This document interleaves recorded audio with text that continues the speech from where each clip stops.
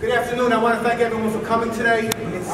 It warms my heart to see so many people in a room to speak, to discuss, and of course to fight anti-Semitism, anti-hate in any way. So thank you all so much for being here. You all deserve a round of applause because I know everyone wants to watch football games. So thank you. I am a proud member and the CEO of the Council of Jewish Organizations Staten Island. I'm also proud to say that I'm the co-chairman of the Staten Island District Attorney's Anti-Hate Task Force. And without the leadership of District Attorney, Borough President, NYPD, Assistant Chief Corey, and the rest of his team, our elected officials, this could not happen today. There's a saying that a small group of thoughtful people could change the world. It happened over 200 years ago when the revolution started, and we founded this great democracy. This democracy today is being attacked. It's being attacked because we're supposed to be free to speak, free to practice our religion, free to worship our God the way we want to worship it. Yet we are vilified and attacked, seems like every day now. And it needs to stop. It needs to stop, and it will start here, because this is not a small group of people. This is a large group of people. And I cannot believe how many people came out on Sunday to share the message of love that we're trying to speak to today. So you all deserve an applause. Personally, good evening, everyone. I'm privileged and honored to serve the people of Staten Island as their district attorney. My name is Michael McMahon. And in hours of darkness and moments of hatred, and when evil shows its ugly face, it's moments like these that are exhilarating and heartwarming when so many people come together to spend some time together to send a very clear message to those who hate, that here on Staten Island we love our Jewish brothers and sisters, and we love all the people who live here together. And I'm very proud as I stand up here and see this incredible, diverse crowd. It's wonderful. I'm going to do some introductions and call up the folks who are going to sit on our first panel here at the same time. It's a bit of a scribbled list and added to, so if I make a mistake or two, don't worry, we will adjust. I want to thank our Borough President, Jim Otto, who can't be here today. He's one of the sponsors of this event with us. We give him a little bit of leeway because today is his birthday.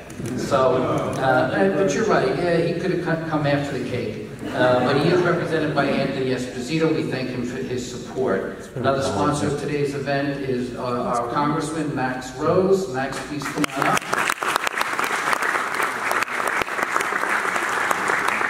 Pressing family business, he can't stay with us the whole day, but he is here, and I want to thank him very much, Councilmember Steve Matteo. I also want to recognize with us today and supporting Assemblywoman Nicole Maliatakis, Councilman Heim Deutsch, who is here from, he traveled, General. He traveled a long way from Brooklyn to be with us. Representing Senator Andrew Lanza is Bill Matarazzo. Governor Cuomo's representative is here, Tommy Scarangella. Assembly member Michael Riley is represented by Denise Pacheco. Council member Joe Borelli is represented by Michael Tanusis. And now I'm going to ask two, as you can see, COJO's very strong partners in this. Mende, you met as he led us in the Pledge of Allegiance, and Scott, of course, we thank you for your leadership and all that you're doing to lead us. The only way that we keep the people of Staten Island safe and make sure that love prevails over wrong and evil is with the partnership of the great men and women of the New York City Police Department.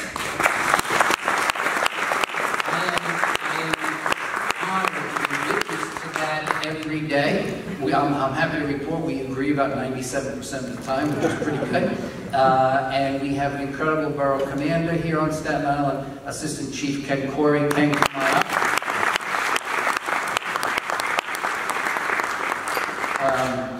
up. Mindy's here, good. Also, in our office, I want to ask the members of my team to please stand up, who are from here, from the Richmond County DA's office. Come on, Tuesday, up you go.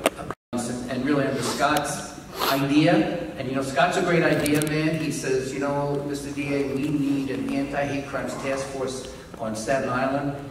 He told me this about 18 months ago, and since that time we have assembled and we've been working on these issues. We had an incredible session at St. John's University in the early winter about the Holocaust and the role of the police department and law enforcement, and under the title What You Do Matters. I'd ask all the members of the Anti-Hate Crimes Task Force to please stand up. We here on Staten Island are going to work very hard to bring an end to hate in our borough. I'm going to speak to you, as Scott likes to say, from the heart.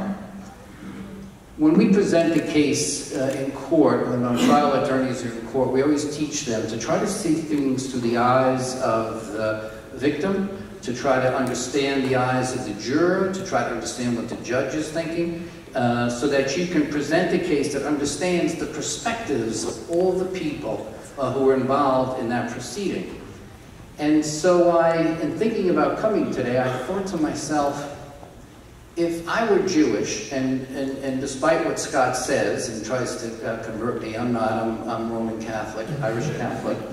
I wonder if I were Jewish, I would, from my perspective and through my eyes and my mind, I would ask the question, why do people show hate towards us? Why do people act in violence towards us? Why is that? And why has it been allowed to go on through so many centuries? And I'm no scholar, but I think back to the times of the Egyptians and the attack when the Syrians destroyed Jerusalem and spread the tribes across, and so many Jews were kidnapped to Mesopotamia, and the Greeks and the Romans, and then the migration to Europe, and the back and forth with all the European principalities, and one day the Jews are welcome, the next day they're not, and the blood libel, and then of course moving through modern times and coming to the incredible Holocaust of World War II. You must ask yourselves, why is this the case? Why is that why do people hate us?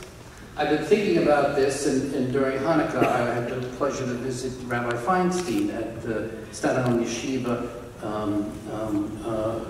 My good friend made that possible for me, David Cedar, and I asked him that question. I said, Rabbi, in your opinion, why is it that there's hatred towards Jews through so many centuries, millennia? And he really didn't know the answer. I mean, he didn't give me an answer that was as memorable as what he said to do about it. He said that basically it's as basic as bullying, and what you do with a bully is that you try to change their thinking, and you try to change their actions, and you do it through your thoughts, and through what you say and how you act. And it was very enlightening, because he didn't say, yes, I hate the people that hate me. He said, I understand, but I see that they see things through meanness and through hate, and I have to do everything I can to change their perspective. And I thought that was very telling, because if somebody hated me and somebody did to me what's been done to Jews in Pittsburgh and Brooklyn and out on the West Coast and in Israel and the Middle East every day, I think I'd be angry. But he didn't speak to anger. He spoke to compassion, to try to understand and try to change their way of thinking. So that's the perspective of the Jew, but what about the perspective of the person who's not a Jew? And what is it, our responsibility? What is it that we see as we see these incredible acts of hatred that make no sense to me as someone who's not Jewish? And I referred to that program that we did about the Holocaust and learned how so many people did went about their normal business as these acts of hatred were going on. They accepted it. They allowed it to happen. They maybe didn't stop it. They didn't speak against it. They didn't do it, but they allowed it to happen. And that's the call, I think, that all of us non-Jews who are here today have to renew and reestablish with a great vigor, which is we cannot allow that to happen, because hatred against one of us, hatred against all of us, and to allow those to go on committing acts of hate against our Jewish brothers and sisters, our African American brothers and sisters, our gay and lesbian brothers and sisters, and I could go on with that, you know what I mean, is not going to be allowed and not going to be tolerated. So I say to my Jewish brothers and sisters, I don't know why this happens, but I say to you from the bottom of my heart, with every breathing moment I have, that the people in my office, as you will hear, will prosecute these cases with full vigor. We will